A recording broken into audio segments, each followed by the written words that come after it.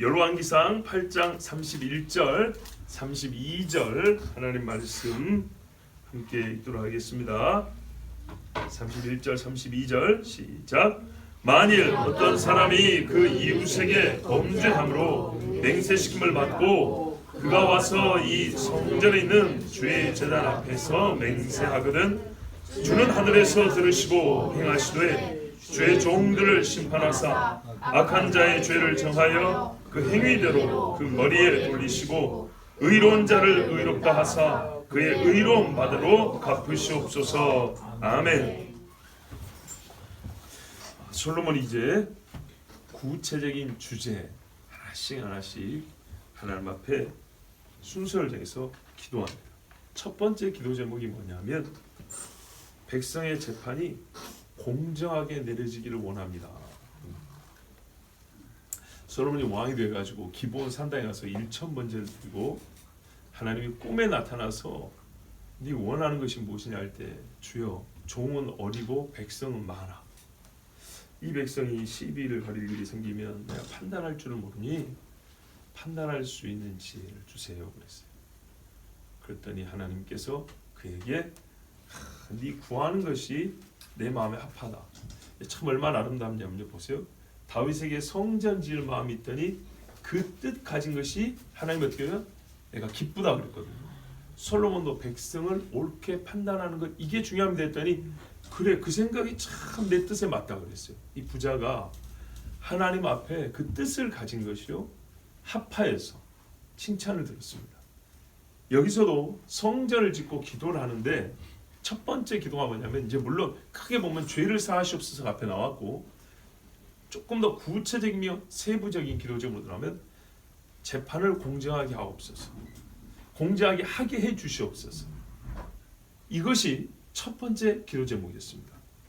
보십시오. 31절에 만일 어떤 사람이 자기 이웃에게 범죄하여 서로 맹세시킴을 받고 와서 이 성전에 있는 주의 제단 앞에서 맹세하거든. 보통의 재판은 10부장, 50부장, 100부장, 1000부장 옛날에 광야에서 그랬지 않습니까? 솔로몬 왕 앞에 오기 전에 해결이 될 겁니다. 솔로몬이 다 재판해야 된다면 솔로몬은 밥 먹을 시간, 잠잘 시간도 없을 겁니다. 그런데 그 앞에서 지혜로운 종들이 있기 때문에 다 판단이 내려지는데 왕 앞에까지 오는 일 또는 왕이 아니더라도 그 밑에 재판관들이 재판하지만 너무 판단하기가 곤란한 일이 있을 거예요. 어떻게 곤란하면 쌍방이 너무 치열한 거 있죠. 증거도 어느 한쪽이 우세하다 말하기 어렵고 또 어떤 경우는 정당하게 했는데도 반반인 경우가 있어요. 예, 쌍방 과실이나 공이 내가 공이 맞냐 네가 공이 맞냐 네가 과실이 맞냐 내가 과실이 맞냐 했을 때 실제로 이게 뭐 50.5 49.5 애매해가지고 손들어주기 어려운 그런 때가 있을 거란 말이에요. 또는 한쪽이 너무 속임수를 잘 쓴 거예요. 거짓말을 완벽하게 해가지고 억울하게 생겼어요. 근데 이 거짓말을 킨 것 같은데 증거가 없고 찾아내기가 어려운 거예요. 그랬을 때 재판장이 어떻게 하냐? 이런 곤란한 이런 류들이 있겠죠. 이런 곤란한 재판이 있으면 하나님 성전에 가자 그러는 거예요. 성전에 가서 제단이 있는데 우리 제단 앞에 가서 맹세를 하자. 뭘로 맹세할까요? 당연히 여호와 이름으로 맹세하겠죠. 하나님 이름으로 우리가 하나님 앞에 제물 드리는 이 성소에는 못 들어가니까 이 제단에서 정말 우리가 하나님 앞에 다 드리는 이거를 보이는 이 제단에서 너 자신을 하나님 앞에 주었다 하고 맹세하자. 옛날에 짐승을 반으로 갈라가지고 하나님과 아브라함이 언약을 맺었는데 안 지키면 어쩐다는 거예요? 너 이렇게 쪼개진다는 거죠. 근데 하나님이 혼자 지나가셨잖아요. 그러니까 이 짐승을 쪼개놓고 맹세했다는 것은 이게 나하고 하나다 이 말입니다. 제단 앞에서 맹세한다는 말은 어떻게 된다는 얘기예요? 너 안 지키면 죽는 거예요. 그리고 하나님 앞에 바쳐지는 온전한 우리의 마음으로 맹세를 하기 때문에 이 재판은 이제부터 누가 재판장이냐? 하나님이 직접 재판하시는 거예요. 너 하나님 앞에 그 거짓말하고 들통나면 사람이 나는 알 길도 없고 너를 어떻게 판단할지 혹 못한다 할지라도 하나님이 이제 보시고 하나님이 직접 주관하는 재판이 소송이 됐기 때문에 너는 하나님이 판단한다. 이게 이제 맹세의 의미예요. 그래서 사람의 지혜와 능력을 판단할 수 없는 문제와 범죄 사실에 대하여 하나님이 하늘에서 주시는 증거로 의인과 악인을 가리든지, 혹 나는 유보를 했지만 하나님이 판단을 내려주시든지, 그러니까 이런 경우죠. 맹세를 하면 하나님께서 어떤 표적을 우리 눈앞에 보여주셔서 이게 저 사람이 잘못한 거구나, 이 사람이 옳은 거구나, 이렇게 판단을 직접 내리게 한다든지, 아니면 맹세로 끝내고 나는 못하겠다, 유보를 시켜놨는데 이제 집으로 돌려보내놨더니 훗날 사는 것을 보니까 누가 의인이고 누가 악인이 갈려지는 거예요. 왜? 하나님이 각자에게 행하시는 상벌이 있죠. 그걸 보고 이제 판단을 하는 거죠. 그렇게 하나님 해 주십시오 한 게 이 맹세입니다. 자, 32절 보십시오. 주께서는 하늘에서 들으시고 행하시며 주의 종들을 심판하사 악한 자의 죄를 정하여 그 행위대로 그 머리에 돌리시고 의로운 자를 의롭다 하사 그의 의로운 바대로 갚으시옵소서. 맹세를 하고 이제 아마 솔로몬이 기도한 이 말을 가지고 재판장들도 그대로 썼을 거예요. 솔로몬이 말한 대로 하나님, 저도 이 두 사람을 맹세시키는 것 이상 나는 재판할 수가 없습니다. 이제 하나님이 직접 재판을 하사 악인은 그 악인의 죄를 정하셔서 그 행위대로 머리에 돌리시고 의로운 자는 의롭다고 하나님이 갚아주십시오. 나는 갚아줬는데 갚을 일이 수가 없고 벌을 줬는데 벌을 줄 수가 없어요. 하나님이 그래 해주십시오. 나는 비록 눈앞에 이게 있어도 가리지 못하지만 하나님은 하늘에서도 우리를 굽어보사 만물과 사람의 심정과 폐부를 감찰하시므로 하나님 능히 하실 줄 믿습니다. 이렇게 솔로몬이 기도했고 훗날 재판장들은 솔로몬의 기도말로 이 재판을 일단화시켰거나 아니면 양 당사자를 맹세하게 하고 증거가 나타나기까지 기다렸을 겁니다. 자, 이렇게 맹세하면 어떻게 판단을 내린다 그랬죠? 하나님이 표적을 줘서 재판장이 그걸 보고 재판을 내리거나 아니면은 자기는 어쩔 수 없으니까 맹세로 그냥 종결을 짓고, 성경에 그랬잖아요. 일의 확정은 맹세에 있다 그랬거든요. 그러니까 맹세로 더 이상 나는 못하니까 맹세로 끝내자 하고 맹세시켜놓고 돌려보냈는데 하나님이 훗날 이 사람들의 생활에서 의인과 악인을 가려내서 누구든지 다 알 수 있도록 명명백백하게 증거를 삶에서 주신다. 자, 이제 이런 일이 실제로 있냐? 오늘 이 말씀의 기도와 같은 응답, 이 기도 안에 들어있는 하나님의 판단의 원리가 실제로 성경에 나타나 있고 신뢰가 기록되어 있냐 하면 있습니다. 자, 사도행전 27장에 보면 사도 바울이 로마로 압송되는 과정이 나옵니다. 왜 로마로 압송됐죠? 천하를 어지럽게 하는 자요 예수라는 이단 무리의 수괴다. 그래서 유대뿐만 아니라 로마까지 어지럽히는, 소동케 하는 자다. 그래서 압송되는 중입니다. 그러나 바울이 말했어요. 재판할 때 나는 당신들이 고소하는 것 같이 죄를 지은 일 없다. 그랬죠. 이 쇠사슬에 묶인 거 외에는 당신들 다 나같이 되기를 원한다. 만일에 본인이 죄인이라면 나같이 되기를 원한다는 건 모욕적인 말이죠. 그러나 나를 무시하기 때문에 다 나같이 되기를 원하고 쇠사슬에 매인 것만 아니면 좋겠다. 자, 이래 말했어요. 이러고 이제 가는데 배를 타고 로마로 출발했습니다. 가다가 구브로에 잠깐 거쳐가지고 구브로시 그 섬에서 다시 지중해를 항해하는데 뭔 일이 있었습니까? 바울이 기도하는 동안 하나님이 가르쳐 주세요. 풍랑이 일어나서 배와 화물, 그러니까 실은 짐들이 상할 것이다. 여러분이여, 내가 보니 이번 항해가 화물과 배만 아니라 우리 생명에도 타격과 많은 손해를 끼치리라 하되 백부장이 선장과 선주의 말을 바울의 말보다 더 믿더라. 그래서 어떻게 했습니까? 이때가 겨울인데요. 니까지 죄인이 뭘 안다고 그래? 네가 뭐 배나 타봤어? 그러면서 선장과 선주의 말을 따라서 운항을 시작합니다. 분명히 바울이 말했죠. 하나님이 가르쳐준 대로 잘못하면 우리 다 죽는다. 이렇게 말했어요. 자, 좀 가니까 무슨 일이 있었습니까? 우리가 잘 알죠. 유라굴로라는 광풍이 일어났다 했습니다. 그래서 사흘째 되는 날에는 배 안에 있는 물건을 다 버렸어요. 그 짐들을 갖고 가야 돈벌이를 할 것인데 남의 짐 맡은 것까지 살려니까 배가 무거우면 안 되니까 다 버렸어요. 그 다음에 어떻게 해요? 밥을 못 먹고 해도 못 보고 별도 못 봤다. 하늘이 새까맣다는 얘기죠. 별을 봐야 위치를 알 것이고 해를 봐야 사람들이 건강을 얻을 것인데 이건 계속 비 내리죠. 찬바람 불죠. 깜깜하죠. 어딘지도 모르고 두려움과 공포 속에 가는데 파도가 얼마나 셌던지 뭘 먹을 수가 없었어요. 그래서 바울이 이렇게 말했어요. 내가 그레데에서 떠나지 아니하여 크레테 섬이군요. 그레데에서 떠나지 아니하여 이 타격과 손상을 면하였다면 좋을 뻔하였느니라. 내 말을 들었어야 했다 그랬어요. 죄수 주제에 배를 몰아본 적도 없는 사람 왜 당신 말을 들어야 할 때 바울이 왜죠? 하나님께서 가르쳐 주시죠. 바울의 말을 듣는다는 것은 바울이 의인이라는 말이 되는 거죠. 근데 사람들은 바울이 죄수니까 전혀 들을 생각을 안 했어요. 그런데 바울이 하나님께 또 계시를 받았어요. 원래는 생명까지 이룰 수 있는 항이었지만 생명은 보존하여 준다는 계시를 받았어요. 그래서 27장 22절에 내가 너희를 권하노니 이제는 안심하라. 너희 중 아무도 생명은 아무런 손상이 없겠고 오직 백분이리라.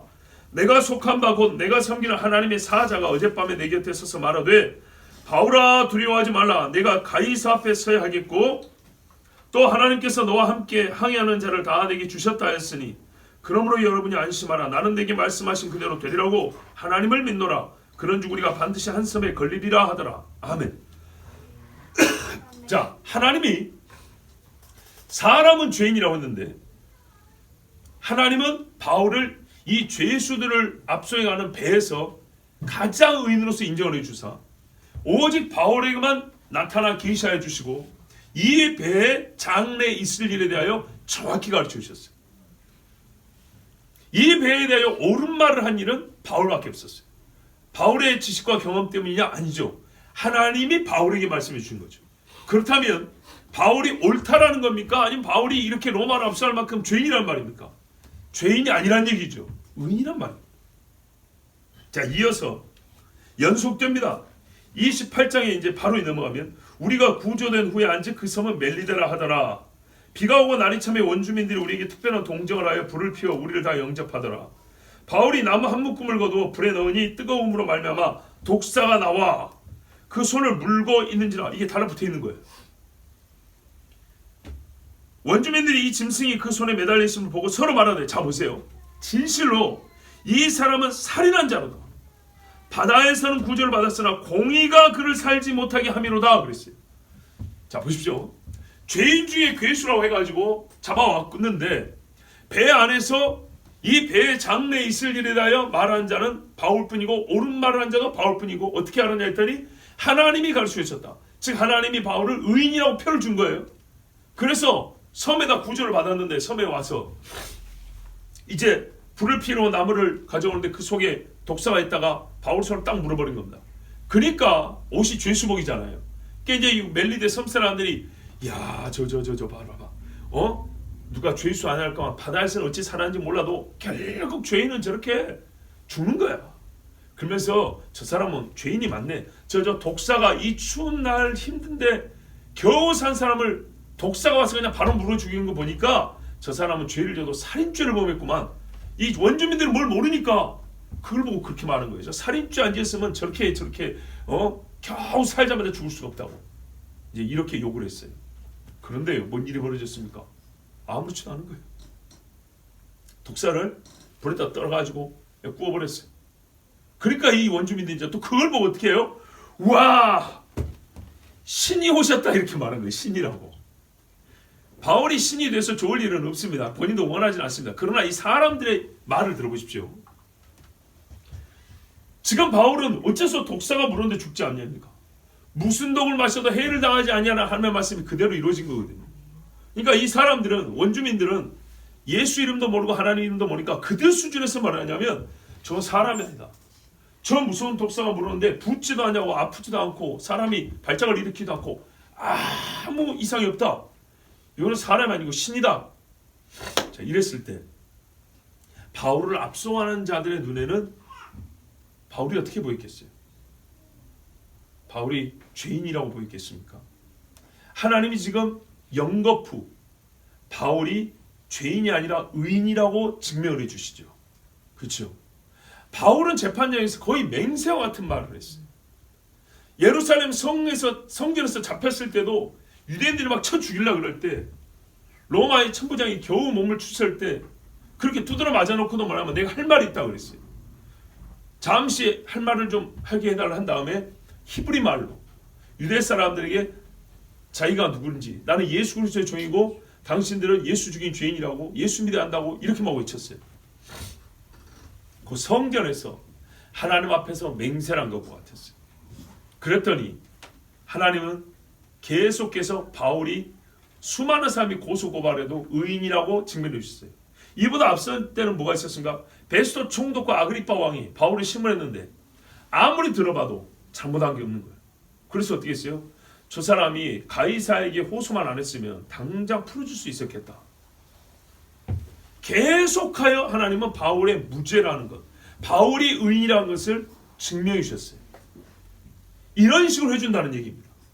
제단 앞에서 맹세를 하면 하나님이 재판장이 되셔서 이제 이후의 시간 동안에 계속 누가 악인이고 누가 의인인지 하나님을 가르쳐 주신다는 거예요. 자, 다니엘 사건도 한번 볼까요? 다니엘이 무죄하죠. 다니엘이 고소한 사람들이 오히려 시기로 다니엘을 고소했으니까 그 사람들이 죄인이죠. 근데 다니엘이 무죄하다는 걸 어떻게 압니까? 알 방법이 없습니다. 사자굴에 넣습니다. 잘 아시는 대로. 예루살렘에 와서 기도한 것밖에 없습니다. 그것 때문에 사자굴에 던져졌습니다. 예루살렘을 향해 기도한 꼭 이 솔로몬의 기도를 했는데 그랬더니 하나님이 사자 입을 막았어요. 사자 털을 베고 잤어요. 주여, 이튿날 다리오 왕도 희한한 사람이죠. 사자굴에서 그걸 살았을 거라고 가가지고 문 앞에 서가지고 한다는 소리가 다니엘아 다니엘아 너희 섬기는 하나님이 너를 사자 입에서 구하시기에 능하셨느냐 그랬어요. 이거 누가 보면 정신 나간 소리 아닙니까? 근데 뭔 믿음이 있었는지 하여튼 이렇게 물었어요. 그랬더니 다니엘이 속에서 대답을 합니다. 왕이시여 만세수를 하옵소서. 나의 섬기는 하나님이 내가 죄 없는 것을 아시고 어젯밤에 천사를 미리 보내서 이 큰 고양이들의 고양이까지요 이 사자들의 입을 막으셨습니다. 우와, 다니엘이 깜짝 놀랐죠. 다니엘을 끌어올렸어요. 그때 다니엘이 뭐라는지 아십니까? 이는 나의 무죄함이 그 앞에 명백함이 오며 또 왕이여 나는 왕에게도 해를 끼치지 아니하였나이다. 누가 이걸 판단하셨어요? 하나님. 네? 저 사람들은 나를 왕에게 해나 끼치는 총리, 스파이 노릇을 하는 사람인 것처럼 나라에 손해를 끼치는 부패한 공무원인 것처럼 그렇게 고발해서 사자굴에 집어넣었지만 왕이시여 오늘 이 사건이 무엇을 의미하는지 아십니까? 하나님 앞에서 내가 무죄하다는 것과 내가 왕에게 손해를 끼친 적이 없다는 것을 증명하는 것입니다. 하나님이 이렇게 판단을 해주시죠. 그 결과 어떻게 됐습니까? 악인은 그 머리에 악을 갚는다 그랬죠. 다니엘을 고소한 사람들 그 식구들까지 다 사자굴에 집어넣어 버렸어요. 사자들이 어젯밤에 굶어놓으니까 얼마나 배가 고프겠어요. 예? 위에서 떨어진데 앞발로 쳐보니까 갈비뼈고 다리뼈고 다 부러져가지고 사람들이 몸이 부러지면 어떻게 해요? 움직이지를 못하죠. 예, 이렇게 몸이 부러져갖고 막 삐뚤어져갖고 있는데 그걸 막 뜯어먹어 산채로 뜯어먹어버린 거예요. 묻지막지 않고. 그랬더니 이 왕이 뭐라 그럽니까? 조서를 내리면서 원하건대 너에게 큰 평강이 있을지어다. 내가 이제 조서를 내리노라. 내 나라 관할 아래 있는 사람들은 다 다니엘이 하나님 앞에서 떨며 두려워할지니 그는 살아계신 하나님이시오 영원히 변하지 않으실 이시며 그의 나라는 멸망하지 아니할 것이요 그의 권세는 무궁할 것이며 그는 구원도 하시며 건져내기도 하시며 하늘에서든지 땅에서든지 이적과 기사를 행하시는 이로써 다니엘을 구원하여 사자의 입에서 벗어나게 하셨음이라 하였더라. 아멘. 왕이 다니엘 사건을 중심으로 조서를 쓴 거예요. 이 사건을 통해서 뭘 알았냐? 하나님 여호와가 살아계시고 그가 재판장이시다. 그가 구원도 하고 악인을 멸하기도 하는 분인 줄 내가 알았다 하고 천하의 다리오 왕이 조서를 내려서 백성들에게 가르쳐줬어요. 이 땀으로 쓰면 몰랐겠죠. 소문으로는 어떻게 날지 모르지만 공적으로 국가의 문서로 온 백성이 알 수 있도록 방을 붙였어요. 이렇게. 여러분 중요합니다. 정의가 실현된다는 것 정말 중요합니다. 특별히 보세요. 이 기도는요. 지혜자 솔로몬이 지혜로울 때 한 기도입니다. 하나님이 주신 최고의 지혜를 가지고 기도한 첫 마디가 뭐냐? 구체적인 주제를 말할 때는 첫 주제가 하나님 정의가 실현되게 해주십시오. 그리고 하나님이 이 기도에 대해서 어떻게 했습니까? 뒤에 보면 불러 응답하시죠. 맞다 그 말이에요. 네가 성전 지을 마음이 있으니 좋도다. 그것과 같이 네가 나에게 제 백성을 판단할 마음을 달라하니 좋도다 그런 것처럼 오늘 이 기도도 하나님이 마음에 합하였어요. 그래서 불러 응답을 해줬어요. 그렇다면 우리가 이 기도를 절대로 가볍게 여기면 안 됩니다. 의인과 악인을 가리는 일이 하나님께서 남겨두신 마지막 일 중에 핵심 사항이라는 거 여러분 다 알고 계시죠? 요한계시로 보면 많은 심판 이야기 있습니다. 계시록 18장에 음녀 바벨론에 대한 이야기도 있고요. 20장에 우리가 잘 아는 흰 보좌, 백보좌 심판이 있습니다. 내가 보니 죽은 자들이 큰 자나 작은 자나 그 보좌 앞에 서 있는데 짐승은 그 표를 큰 자나 작은 자나 다 받게 하지만 하나님은 큰 자나 작은 자나 다 심판대 앞에 세웁니다. 책들이 펴있고 또 다른 책이 펴졌으니 곧 생명책이라 죽은 자들이 자기 행위를 따라 책들에 기록된 대로 심판을 받으니 행위를 따라 책들에 기록된 행위가 책에 기록되어 있다는 거예요. 바다가 그 가운데서 죽은 자들을 내주고 또 사망과 음부도 그 가운데서 죽은 자들을 내주매 각 사람이 자기의 행위대로 심판을 받고 사망과 음부도 불못에 던져지니 이것은 둘째 사망 곧 불못이야. 누구든지 생명체에 기록되지 못한 자는 불못에 던져지더라. 아멘. 맨 마지막 제 22절이에요. 22장 10절. 또 내게 말하되 이 두루마리의 예언의 말씀을 임봉하지 말라. 때가 가까우니라. 불의를 행하는 자는 그대로 불의를 행하고 회개를 안 한다는 얘기죠. 대체로 회개를 안 합니다. 더러운 자는 그대로 더럽고 의로운 자는 그대로 의를 행하고 거룩한 자는 그대로 거룩하게 하라. 보라, 내가 속히 오르니 내가 줄 상이 내게 있어 각 사람에게 그가 행한 대로 갚아주리라. 나는 알파와 오메가요 처음과 마지막이요 시작과 마침이라. 자기 두루마리를 빠는 자들은 복이 있으니 이는 그들이 생명나무에 나가며 문들을 통하여 성에 들어갈 권세를 받으려 함이로다. 개들과 점술과들과 음행하는 자들과 살인자들과 우상 숭배자들과 및 거짓말을 좋아하며 지어내는 자, 이 사람들이 뭐죠? 악인들입니다. 다 성 밖에 있으리라. 나 예수는 교회들을 위하여 내 사자를 보내어 이것들을 너에게 증언하게 하였노라. 교회에게 이것을 가르쳐야 돼요. 지금 그래서 교회에서 이 말씀을 그대로 선포합니다.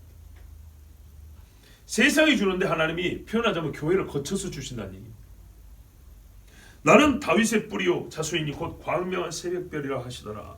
아멘. 정의를 무시하면 어떤 일이 벌어집니까? 그 당의 사건과 당사자만 한쪽은 손해를 보고 이득을 보고 끝나냐? 그렇지 않습니다. 한쪽만 요구를 듣고 한쪽은 명예를 얻고 그걸 끝나냐? 그렇지 않습니다. 이게 잘못된 합당하지 않은 결과, 이것도 불의한 일이지만 이 불의한 결과를 이야기하는 판단의 과정과 절차가 계속되면은 이 나라는 혹은 공동체는요 선과 악의 구별 자체를 무의미하다고 말하게 됩니다. 그러니까 결론만 잘못된 게 아니라 절차도 잘못되고 결론 잘못되는 이런 일이 반복이 되면 사람들은 누구도 선악을 구별할 걸 기대하지도 않냐고 그건 뭐 가려봐야 뭐하냐 하면서 무의미해집니다. 그러면 결국에 뭐냐? 끝내 어떻게 되냐? 선악 개념 자체를 머릿속에서 지워버리게 됩니다. 쓸모가 없는 건 우리가 잃고 도태하기 마련인 겁니다. 그러면 선과 악을 정해주신 분이 누구냐면 하나님이시죠. 결국 선악의 구별이 없어져 버리고 선악 구별을 무의미하게 생각하는 사람이나 공동체에서는요, 하나님의 존재가 부정돼 버립니다. 이 일을 명하시고 하시는 이가 하나님이시잖아요. 만물을 선악을 가리는 분이 하나님이시잖아요. 근데 내 삶에 선악을 가리는 게 뭐가 중요하고 이걸 내팽개 쳤단 말이에요. 하나님이 중요하다 1순위라고 생각하는 것을 사람은 불필요하다 해버렸다고요. 과연 그 사람하고 하나님하고 어울릴 수가 있을까요? 의의가 없기 때문에 이제 하나님을 부정하면 의의가 없어져 버리잖아요. 또 반대편도 그래요. 의의가 없어져 버리면 의의를 추구하는 행위, 즉 재판이나 소송이나 시비를 가는 일도 불필요하고 무의미해져서 없어져 버립니다. 그러니까는 이 시비를 가는 일을 우리가 하지 말고 그냥 넘어가자 해버리면 결국에는 하나님의 의의를 부정하는 일이 되어버리고요. 우리가 교리적으로 하나님의 의의를 배우지 못하고 하나님의 의의와 상관없이 그냥 예수 믿으면 복받고 좋다 이렇게 해버리면요, 실제 삶에서도 공의로운 일, 의의를 추구하는 거룩한 삶을 절대 살 수가 없습니다. 의의가 부존재하다고 판단하는 행위, 그러므로 의의를 찾고자 애쓸 필요가 없어 이익과 자기 수견에 따라 행하는 것은 모순되기도 그 자체가 하나의 판단 행위가 되어버립니다. 이게 무슨 말이냐면 봐보세요. 우리가 살면서 C와 B를 가리는 일을 불필요하다고 생각해 버렸잖아요. 이제 가볍게 여기는 또 시작이에요. 가볍게 여기니까요, 과정과 절차가 잘못돼가지고 결론도 잘못 나와도 별로 그렇게 대수롭게 생각 안 해요. 그러다 보면 어떻게 되냐, 이 모든 걸 보고 계시고 이것을 명하신, 판단의 기준을 정하신 하나님까지도 부정하는 꼴이 돼버려요. 이게 이제 심각해지면 자기 소견대로 사는 겁니다. 그러면 이게 얼마나 모순되냐, 자기 소견을 산다는 것 자체가 아까 정당의 판단 내리는 것은 불필요하게 만들었지만 자기 판단으로 산다는 말이 되어버립니다. 내 판단이 항상 옳다는 판단을 내리고 사는 게 되어버립니다. 판단 내리는 게 뭐가 중요해? 그게 뭐 대수라고 우리가 너무 판단하지 말자 이러잖아요. 이게 강조되면 어떻게 되냐? 판단하지 말자라는 내 판단, 판단 없이 살아도 된다는 내 판단, 모순되게도 내가 모든 것에 판단 기준이 되고 자기가 법이 되어버린다. 모든 사람이 자기가 법이 되는 거예요. 이게 상대주의 시대 아닙니까? 자, 그러면요, 사회는 질서도 없고 평안도 없어집니다. 평안이 없어져 버립니다. 무질서, 혼란만 있습니다. 그런 사람들은 하나님의 기준에 따라 선악을 가리는 것은 소용없고 자기 선택에 따라 행하는 것이 항상 더 옳다는 판단 행위를 하는 것입니다. 그러므로 여러분, 정말로 하나님 주신 질서 안에서 진짜 샬롬을 맛보고 싶다면 하나님을 재판장으로 모시고 판단하는 행위를 절대로 무시하거나 간과하여 넘어가면 안 돼요. 다윗 당시 하나님이 3년 연부년 연속타로 비를 안 내렸어요. 얼마나 힘듭니까? 왜 그러냐 했더니 사울이 기본 사람들 피 흘린 것 때문에 그랬어요. 이 설교 한 두세 번 했죠. 어쨌든 간에 여기서 우리가 알 수 있는 게 뭐죠? 하나님은 판단을 꼭 하시는 거예요. 절대 안 있습니다. 그게 있고 나서야 땅을 위하여 하는 하나님의 그 다윗의 기도를 들으셨다 그랬어요.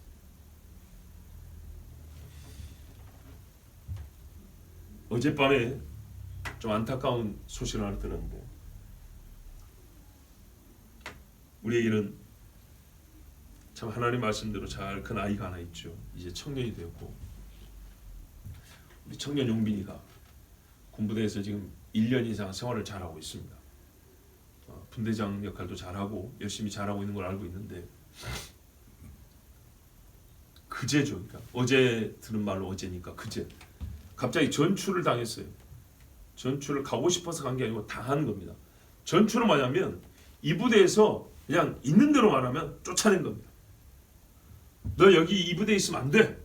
너 저리 꺼져. 이러고 다른 부대로 쫓아내버린 겁니다. 그러면 다른 부대는요, 할 수 없이 받는 게 전출이라는 겁니다. 군대에서. 할 수 없이. 그럼 보통 그런 케이스는 어떻습니까? 사고 쳤다는 얘기입니다. 또라이라는 얘기입니다. 예. 혹은 실수라도 큰 사고를 쳤다 이 말입니다. 그래서 이 부대에서 같이 생활하는 게 불가능하다. 그런다고 영창을 보내자니 뭐 깜빡이 나지 그것도 안 될 거여서 너 이만 남은 군생활 다른 데 가서 하고 걷어차버린 게 전출입니다. 예, 단어는 그냥 나와서 다른 부대 갔다 하지만은 의미상은 사고친 애들을 그렇게 보내는 겁니다. 굉장히 불명예스럽죠. 불명예스러웁니다. 전출을 당해버린 겁니다. 갑자기 통조 가지고 짐 싸 가자 아주 옆부대로 옮겨버린 겁니다. 그래서 애가 울고불고 난리가 났습니다. 위에 간부 중대장 있고 행정보건관 있고 하여튼 간부들한테 내가 왜 전출을 가야 되냐 하면서 또 행정보건관 보통 상사한테 울면서 제가 뭘 잘못했습니까? 차라리 나를 군기교육대를 보내십시오. 벌을 받겠습니다. 다른 벌을. 제가 왜 전출을 가야 됩니까? 사유를 들어보니까 이 전방 철책선 근무잖아요. 근데 후임이 하나 왔는데 애가 좀 정신부장이 잘 안 된 모양이에요. 그래서 매를 때린 것도 아니고 발로 찬 것도 아니고 옛날에는 많이 두드려 팼지만 그것도 아니고 너 이 새끼야 이거 있다고 그러면 어떻게 하면서 이제 훈계를 몇 마디 한 거예요. 그리고 철책선 올라갈 때는 반드시 암기해야 될 과목들이 있어요. 그러니까 내용들이 있어요. 그것들을 암기를 똑바로 하니까 이거 빨리 하라고 이제 좀 몇 마디 한 모양인데 거기에 이제 아무래도 군대니까 또 젊은 애들이니까 쌍소리가 몇 마디 들어간 거예요. 욕이 몇 마디 들어간 거예요. 그런데 하여튼 옛날에 소원수라는데 지금은 이제 마음의 편지라고 해가지고 위에다가 그거를 그대로 일러버린 거예요. 뭐 강요를 하고 욕설 폭언을 하고 막 이러고 해가지고 올려버린 거예요. 그래서 여단야 별 하나가 알게 된 거예요. 별. 군대에서 사병하고 별은 진짜 하늘과 땅 차이입니다. 감히 얼굴을 못 봅니다. 근데 별이 보고 해결해야 되는데 별이 사병들 아나요? 그 말단 부대에서 뭔 일이 뭐 압니까? 잘 모르죠. 그러니까는 둘이 이렇게 아웅다웅하면은 어째겠냐? 소원술이 한 놈은 냅두고 잘못했다고 이제 고발을 당하네 용빈이죠. 얘를 보내버려 이렇게 한 거예요. 뭐 그걸 깊이 조사하고 이럴 것도 아니고 그냥 한 놈 빼버리면 되는 가버려 이제 보내 이렇게 된 거예요. 근데 문제는 아까 말씀드렸죠. 전투는 거의 쫓아내는 거기 때문에 징계를 받았고 가는 거예요. 거의 징계들은 징계. 근데 이제 용빈이를 데리고 있는 부대의 장교나 간부들은 얘를 징계를 내려가지고 전출시킬 명분이 없다예요. 현장에서는. 위에서는 얘를 보내라 그랬는데 바로 직속 상관들이 볼 때는 얘가 군생활 잘하고 있고 모범적인데 얘를 불명예스럽게 전출을 보낸다. 전출 볼 때는 진출 사유 징계가 나와야 되는데 잘못한 이걸 가지고 징계를 낼 수는 없다. 그런데 별이 명령을 내려놓으니까 밑에서는 할 수는 없고 원칙대로 하자면 징계 사유를 써서 보내야 되는데 현장에서 볼 때는 이게 징계감이 아니고 곤란한 거죠. 간부들은 굉장히 곤란하죠. 예. 위에 별이 시킨 걸 안 들을 수는 없고 그래서 어떻게 했냐 전출은 시키되 징계는 없이 그리고 전출을 시켰어요. 그래서 막 애가 울고 하니까 내가 도와주고 싶어도 어쩔 수가 없다. 왜냐 위에 별이 시켰는데 그거 어떻게 하겠냐. 미안하다. 그러면서 중대장이 오히려 휴가증을 줬대. 내가 니한테 해줄 수 있는 거 이거밖에 없다. 네 억울한 거 하는데 나중에 필요할 때 이 휴가증 포상 휴가인데 이 휴가증을 쓸게. 상으로 휴가증을 받고 전출을 간 아주 모순적인 상황이 벌어진 거예요. 왜?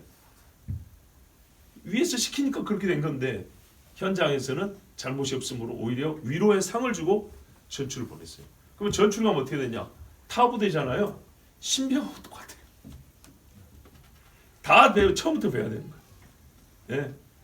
보직도 이제 다시 받아야 되고 현장에도 다시 해야 되고 계급은 짝대기 생겼는데 짝대기 하나 신병하고 똑같이 생활을 다시 시작이 되는 거예요. 물론 짝대기 하나처럼 취급은 안 하지만 실제적으로는 그거 별 다를 바가 없어요. 그러니까 굉장히 힘들죠. 그래서 어제 전화 왔어요.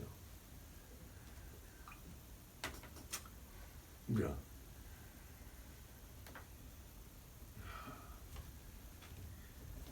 하나님이 살아계시기 때문에 네 잘못 없고 네가 이런 어려운 일을 안 당해야 될 사람인 걸 다 아신다. 뭐 여러 가지 이야기를 했어요. 여러 가지 이야기를 했지만 오늘 이 본문에 입각해서 해당되는 부분만 우리 짧게 말씀을 드리면 걔가 머지않아서 네 앞에 부대가 달라졌지만 어떤 계기인지 모르지만 하나님이 계기를 만드셔서 걔가 네 앞에 고개를 못 들게 서게 하실 거다. 니는 굳이 걔를 막 찾아가서 막 소리를 지르고 뭐 이렇게 안 해도 네 주변 사람들이 네가 옳다는 걸 알게 될 거다. 어떻게 하면 성경에 보면 여러분 잘 보셔야 돼요. 자기가 벌 받을 짓을 해서 벌을 받으면 뭘 할 말이 있으려마는 그리스도인은 애매히 고난을 받아도 참으면 영광이다 그랬어요. 이게 그리스도인이에요. 조금 뭐 한다고 막 성질 나가지고 억울한 거 못 참아 나는, 이게 그리스도인이 아니에요. 정말 억울한 일이 있어도 그리스도인은 일단 한번 침 한번 삼켜 참는 거예요. 그러면은요 하나님이 드러내줘. 그리고 보세요. 이미 위에 간부들은 다 알고 있잖아. 그러면 보통 이제 사병들끼리는 저 새끼 제가 사고 치고 놈 저런 놈이 우리 부대에 또 왔어 이럴 건데 며칠만 기다려봐라. 왜? 간부들끼리 서로 연락을 하기 때문에 이쪽 중대장이 여기 중대장한테 얘기를 할 거란 말이죠. 그러면은 다시 소문이 바뀐다. 그리고 네 상병이고 분대장까지 했지만 진짜 네 마음을 낮춰서 네 진짜 짝대기 하나 이등병처럼 신병처럼 그렇게 조용히 배워라. 그러면 전초론 사람은 이 고참 취급 잘 안 해준단 말이에요. 타부대에서 왔기 때문에. 그래도 얘들이 너를 존경해 줄 거고 위에 서임들 앞에 너를 낮추고 네가 할 수 있는 일을 정말 내가 상병인데 그러지 말고 진짜 신병처럼 열심히 해라. 그러면 얼마 지나지 않아서 다 인정해 줄 거다. 정말 네 같은 보배가 우리 부대에 왔다고 그 니를 쫓아내게 만든 그놈을 다 욕할 것이다. 꼭 걔가 욕을 얻어봐야 되는 건 아니지만 머지않다. 하나님이 반드시 그렇게 한다. 살아계신 하나님 때문에. 니는 이때 하나님이 너에게 주시는 뭔가 뜻이 있는데 이제 요거는 걔하고 나하고 한 얘기고요. 그거를 생각하면서 기도하고 정말 하나님 앞에 겸손하게 처음부터 다시 한번 해보자. 너는 원망하지 않을 수 있는 능력이 있잖아. 너는 미워해야 되지만 미워하지 않을 수 있는 능력이 있잖아. 하나님이 그 능력을 주셨단 말이야. 미워하지 말고 한번 겸손하게 하나님을 신뢰하면서 한번 다시 해보자. 그랬더니 얘가 그리고 용기를 냈어요. 같이 기도하자. 그리고 이제 전화를 마무리했습니다. 하나님은요 의인에게는 의인의 합당한 행위를 보호하시고 악인에게는 악인의 머리에 그 죄를 감당했어요. 여러분 이세벨이 어떻게 됐습니까? 나봇의 포도원 뺏어가지고 나봇의 피를 흘렸죠. 이세벨은요 두개골 해골하고 손바닥 뼈밖에 안 남았다 그랬어요. 죽을 때는 어떻게 죽었습니까? 성벽 위에 있다가 하녀들이 뒤집어 던져버렸어요. 이세벨이 이렇게 비참하게 죽었어요. 아합은 어떻게 죽은지 아십니까? 안 죽으려고 왕복을 입으면 집중 공격을 받을까봐 평민 옷을 입고 왔어요. 그런데도 하나님은 어떻게 해요? 잘 보세요. 하나님이 악인의 머리에 그 악이 가게 한다 그랬죠. 저기 적군이 아람 군다가 그냥 쏜 거예요. 겨누고 쏜 것도 아니에요. 그냥 쏜 건데 어떻게 했어요? 아합을 뚫고 가버렸어요. 화살이. 그래서 수레 위에서 피 흘리고 리엇가 위에서 죽었어요. 리엇가 위에서. 이게 아합이에요. 근데 여호사밧이 아합하고 연합하면 안 되지만서도 아합하고 연합을 해서 군대를 동원했단 말이에요. 그렇지만 여호사밧은 그 아버지 아사도 믿음 있는 사람이고 여호사밧도 믿음이 있었기 때문에 하나님이 한 번 살려주는데 어떻게 했냐? 군대가 역시 쫓아오는데 막 소리 지르고 쫓아오는데 여호사밧이 무서워가지고 소리 지르고 와 도망가니까 이 군대가 멈칫하고 쫓기를 그만뒀다 그랬어요. 놀랍죠? 왕복을 입었으니까 왕을 하나 죽이면 전과가 얼마입니까? 그 군대는 왕을 죽였으면 훈장을 그냥 주렁주렁 달았을 거예요. 그런데 희한하게 하나님이 여호사밧은 더 못 쫓아가게 하시고 아합은 그냥 땡긴 화살이 평민복 입고 있었는데도 뚫고 와서 리엇가위에서 죽게 만들어버렸어요. 하나님 말씀은 정확해요. 그리고 하나님은 이 일을 하시는 분이고 이 일을 원하세요. 세상이 어지러운 상태로 끝맺지 않으세요. 하나님은. 하나님이 이 땅의 마지막 역사의 마지막에 하실 일이 심판이라는 것. 반드시 하나님은 알파와 오메가 마지막 마무리를 하십니다. 의인은 합당한 의를 받게 하시고 악인은 악에 던져버립니다. 어제 이런 또 유사한 말씀과 관계된 이 일이 있어서 얼마나 참 하나님의 섭리가 그 때를 따른 섭리가 있는지 모르겠어요. 그렇지만 훗날의 유대인들은 이 솔로몬의 기도, 이 위대한 기도를 따르자고 악용을 했어요. 사람은요 선한 것도 악하게 이용하는 재주가 탁월하죠. 이 엄중한 맹세의 자리에서도 피할 길을 스스로 내어가지고 잠시의 안전과 뭡니까? 하나님의 심판을 피해보고자 하는 이런 꾀를 냈는데 예수님이요 바로 이 악한 자들의 죄를 폭로했습니다. 마태복음 23장 16절 이하에 보면 화 있을진저, 이 사람들 지옥 가는 거예요. 눈먼 인도자여 너희가 말하되, 자 바리새인들과 제사장들이 이렇게 가르친 거예요. 솔로몬의 기도를 가지고 그대로 가르쳐야 되는데 바꿔서 가르친 거예요. 뭐라고 가르쳤냐? 누구든지 성전으로 맹세하면 아무 일 없거니와. 벌써 웃음이 나오지 않습니까? 지금 여기까지 우리가 말씀을 듣고 보니까 이게 얼마나 진짜 어처구니 없는 소리인지 아시겠죠? 성전으로 맹세하면 아무 일 없거니와. 성전의 금으로 맹세하면 지킬지라 하는도다. 이런 말이 어디 있어요? 이런 말이. 어리석은 맹인들이 어느 것이 크냐? 그 금이냐? 그 금을 거룩하게 하는 성전이냐? 금이 금값이 있어서 귀한 게 아니고 거룩한 곳에 있기 때문에 지금 취급을 받는 거거든요. 그 가치가. 너희가 또 이르되 누구든지 제단으로 맹세하면 아무 일 없거니와. 제단으로, 솔로몬이 분명히 제단에서 맹세한다 그랬죠. 근데 아무 일 없대요. 아무 일 없기는 하나님도 그대로 간다 그랬는데 말을 어떻게 바꿨냐? 그 위에 있는 예물로 맹세하면 지킬지라 하는도다. 타는 고깃덩어리로 맹세하면 지켜야 된대요. 이 말이 됩니까? 우리가 들어도 이해가 안 되죠. 그런데 유대인들이 이렇게 가르치고 이것을 아멘 했어요. 아멘. 그러니까 망하는 거예요. 맹인들이 어느 것이 더 크냐? 그 예물이냐? 그 예물을 거룩하게 하는 제단이냐? 그러므로 제단으로 맹세하는 자는 제단과 그 위에 있는 모든 것으로 맹세하며, 또 성전으로 맹세하는 자는 성전과 그 안에 계신 이로 맹세하며, 또 하늘로 맹세하는 자는 하나님의 보호자와 그 위에 앉으신 이로 맹세함이니라. 자, 금이 성전에 있으니 거룩하고 짐승의 기름이 제단 위에 있으니까 거룩해진 거예요. 성전과 제단이 더욱 큰 것이죠. 예, 성전과 제단이 그 안에 뭐가 들어오면 거룩하게 만드는 거예요. 제단은 그 위에 있는 모든 것을 포함하고요. 성전은 그 안에 있는 모든 것을 포함합니다. 기구와 물건. 그리고 하나님이 성전 안에 갇혀 산다는 의미는 아니지만 하나님 스스로 성전에 자기 이름을 두신다 했기 때문에 성전을 말하는 것, 하나님을 말하는 것과 같은 것.